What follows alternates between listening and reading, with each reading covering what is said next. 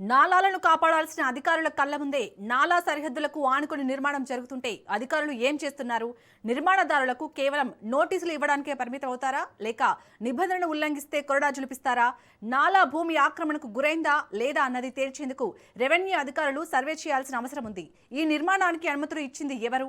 అనుమతుల్లో నిబంధనలు ఉల్లంఘించారా?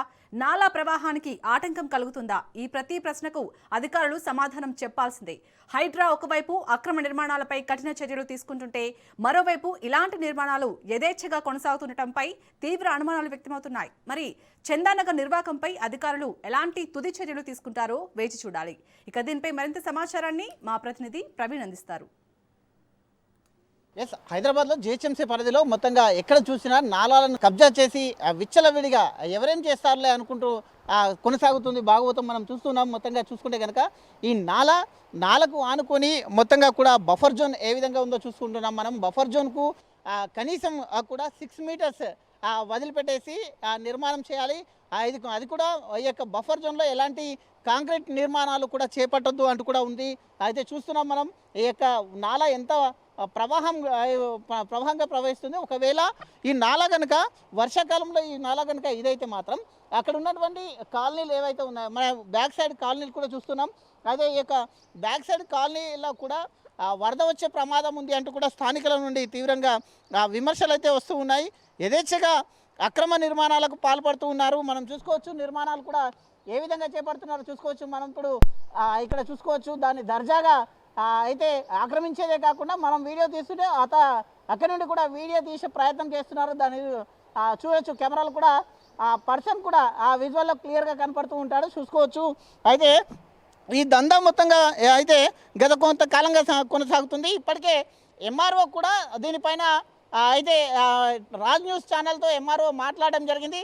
ఎట్టి పరిస్థితుల్లో ఖచ్చితంగా సంయుక్తంగా దీనిపైన విచారణ చేస్తాం. విచారణ చేసిన తర్వాత ఒకవేళ నిజంగానే అది బఫర్ జోన్లో కనుక ఉంటే దాని నిర్మాణాలను మొత్తం కూడా తొలగిస్తామంటూ కూడా చెప్పడం జరిగింది. అదేవిధంగా చూసుకుంటే కనుక ప్రభుత్వ నిషేధిత అయితే 20 స్థలంలో మొత్తంగా కూడా చూసుకోవచ్చు. మొత్తంగా కూడా ఈ యొక్క ఫ్లాట్ ఏదైతే నిర్మించారో ఇది అంతా ఈ యొక్క దీనికి సంబంధించి మొత్తంగా కూడా ఇది 27 కిందికి వస్తుంది. మొత్తంగా సర్వే నెంబర్ 27 కిందికి వచ్చినటువంటి ఈ యొక్క బఫర్ జోన్లో వెలిసినటువంటి యొక్క నిర్మాణాలను తొలగించాలంటూ కూడా చెప్తున్నారు. చూసుకోవచ్చు ఏ విధంగా కాంగ్రెస్ కానీ అయితే వరద ఉధృతంగా వచ్చినా కూడా ఆ యొక్క రేకులను మొత్తంగా కూడా ఆపినటువంటి పరిస్థితి చూస్తున్నాం. అక్కడి నుంచి ఈ యొక్క వరద మొత్తంలో కూడా ఈ కాలనీలు చూసుకోవచ్చు. ఈ కాలనీలు మొత్తం కూడా మునిగిపోయే పరిస్థితి ఉంది అంటూ కూడా చెప్తున్నటువంటి పరిస్థితులను చూస్తున్నాం. ప్రభుత్వ స్థలాలను ఆనుకొని ఉన్న స్థలాలను కొనుగోలు చేసి వాటిని కబ్జాలు చేసి మరీ నిర్మాణాలు కొనసాగిస్తున్నారు. అదేంటి అంటే మాకు అన్ని అనుమతులు ఉన్నాయంటూ కూడా అధికారుల ముందు ఫైళ్లు పెడుతున్నారు. వారు అయితే అధికారుల ముందు ఫైళ్లు పెట్టి చూడగానే అన్నీ క్లియర్గా ఉన్నాయి కాబట్టి ఇంత ధైర్యంగా ముందుకు వచ్చారు అనుకోవడం సర్వసాధారణంగా అయిందంటూ కూడా చెప్తున్నారు. అక్కడే అసలు మతలబ్ దాగిందంటూ కూడా చెప్తున్నారు. ఏ అధికారి ఎందుకు సంతకం పెట్టరు, ఏం చూసి అనుమతి ఇచ్చారు, ఇందులో ఏం పేర్కొన్నారు అనేది నిశ్చితంగా పరిశీలిస్తే అర్థమవుతుంది. కానీ ఇక్కడ అవేమీ చేపట్టనట్టు కనిపించడం లేదు. షెర్లింగంపల్లి మండలం చందానగర్లో కొనసాగుతున్న ఓ నిర్మాణ అనుమతులు సదురు స్థలం పైన అనేక అనుమానాలు వ్యక్తం చేస్తున్నారు. దీనిపైన సిపిఎం నాయకులు కూడా గతంలో కంప్లైంట్ ఇచ్చినటువంటి అయితే వాటిని చూసాము. అదేవిధంగా నాలకు ఆనుకుని భారీ నిర్మాణాలు కూడా కొనసాగుతున్నాయి. చూసుకోవచ్చు ఈ నిర్మాణాలని మనం చూస్తూ ఉన్నాం. అయితే షెర్లింగంపల్లి మండలం చందానగర్ సర్వే నెంబర్ 27లో రెవెన్యూ రికార్డుల ప్రకారం మొత్తంగా కూడా ఇది 6.25 గుంటల స్థలం ఉంది. అందులో అయితే బిఎస్ఎన్ఎల్ కార్యాలయంతో పాటు చందానగర్ పోలీస్ స్టేషన్, శ్మశాన వాటిక కూడా ఉంటుంది. శ్మశాన వాటిక చూస్తున్నాం మనం క్లియర్గా మన విజువల్లో కూడా ఈ యొక్క దాని పక్కకి ఆనుకొని శ్మశాన వాటిక కూడా కనిపిస్తుంది. మొత్తంగా గంగారం నాల ప్రవహిస్తుండగా నాలకు అవతల యువతలకు కూడా సర్వే నెంబర్ 27లో ప్రభుత్వ స్థలం ఉంది. అక్కడే ఈ సర్వే నెంబర్ 26లో 22 గుంటల స్థలం ఉంది. అదే నిర్మాణం చేపట్టేందుకు బిల్డర్ అనుమతుల కోసం దరఖాస్తు చేసుకున్నారు. వాటిని పరిశీలించినటువంటి జిహెచ్ఎంసీ అధికారు బిల్డర్కు సమర్పించినటువంటి డాక్యుమెంట్లు కానీ ప్లాన్ ప్రకారం కానీ ఒక షెల్టర్ మొత్తంగా కూడా 5 ఫ్లోర్లకు అనుమతిని కూడా ఇచ్చారు. చూసుకోవచ్చు. మొత్తంగా చూసుకుంటే కనుక ఈ యొక్క బిల్డింగ్ మొత్తం 5 ఫ్లోర్లకు అనుమతులు కూడా ఇచ్చారు. అదేవిధంగా చూసుకుంటే కనుక అయితే సాయి బృందావన్, అయితే బాబా టెంపుల్, సాయి బృందావన్, మరోపక్క ప్రేమ్ ఎస్టేట్స్ ఇవన్నీ కూడా మొత్తంగా ఉన్నట్టుగా కూడా తెలుస్తుంది. చూసుకోవచ్చు ఇవన్నీ కూడా 3 నిర్మాణాలు మనం చూస్తున్నాం.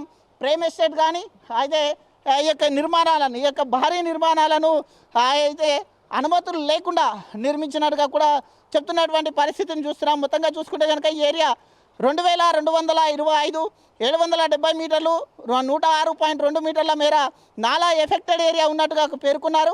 అలాగే 149.2 మీటర్ల మేర బఫర్ జోన్ ఉందంటూ కూడా ఆ మిగతా ఏరియా మొత్తం 187.37 మీటర్ల ఏరియా నిర్మాణంలో అనుమతులు ఇచ్చారంటూ కూడా చెప్తున్నటువంటి పరిస్థితి చూస్తున్నాం. మొత్తంగా చూస్తే కనుక గతంలో నాలా పైన రోడ్డు వేసినటువంటి బిల్డర్ నాలా పక్కనే మొత్తంగా నిర్మాణం కొనసాగిస్తూ అక్కడ బిల్డింగ్లు కట్టారంటే మొత్తంగా కూడా రోడ్డు ఉంటేనే అనుమతులు వస్తాయని, లేదంటే అనుమతులు రావు అనే నేపంతోనే ఈ యొక్క రోడ్ని కూడా అక్కడ లేనటువంటి రోడ్ని అయితే క్రియేట్ చేశారు. ఇంతకు ముందు కూడా రెవెన్యూ అధికారులు కానీ అదే జిహెచ్ఎంసీ అధికారులు కానీ ఈ యొక్క రోడ్ని తొలగించారు. అయినా కూడా ఈ యొక్క రోడ్ని వేయడం జరిగింది. మొత్తంగా చూసుకుంటే కనుక ఈ యొక్క సర్వే నెంబర్ 27 ఏదైతే ఉందో ఆ యొక్క సర్వే నెంబర్ 27తో అయితే ఈ యొక్క రెవెన్యూ అధికారి అయినటువంటి అయితే మండల రెవెన్యూ అధికారి కూడా మాట్లాడడం జరిగింది. రాజుతో మాట్లాడి ఈ నిర్మాణాలపైన మొత్తంగా కూడా దర్యాప్తు చేస్తాం, దర్యాప్తు చేసి దర్యాప్తులో ఒకవేళ ఇది బఫర్ జోన్లో ఉంది అని తేలిస్తే మాత్రం ఖచ్చితంగా దీనిపైన యాక్షన్ తీసుకుంటాం. ఈ విధంగా నాలాలని ఆక్రమించి కడితే మాత్రం ఖచ్చితంగా క్రిమినల్ చర్యలు ఉంటాయంటూ కూడా చెప్తున్నటువంటి పరిస్థితి చూస్తున్నాం. వీడియో జర్నలిస్ట్ వెంకట్తో ప్రవీణ్, రాజ్ న్యూస్, హైదరాబాద్.